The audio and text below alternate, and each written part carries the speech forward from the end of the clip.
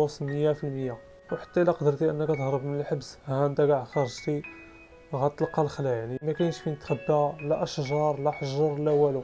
يعني كتكون هدف سهل بالنسبه للحراس اللي كيكونوا في ابراج المراقبه، ما يمكنش ما يلاحظوش اي حركه كاينه. هادشي علاش ما عندكش فين تململ. ولكن ملي تنهضروا على إل تشابو، كنهضروا على واحد السيد اللي الثروه ديالو كتقدر بمليار دولار، وهذا الشيء غير اللي حسبه. والكارتيل ديالو، يعني الناس اللي خدامين عنده، تصنفوا اقوى من جيش المكسيك نفسه.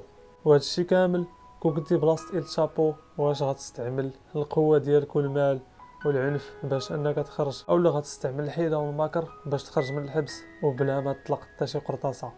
ولكن هو قرر يتفادى اي مواجهه ويستعمل الحيله ديالو. ودابا سمعوا اشنو دار باش هرب من اكثر السجون امنا في المكسيك. من بعد ما تشد إل تشابو في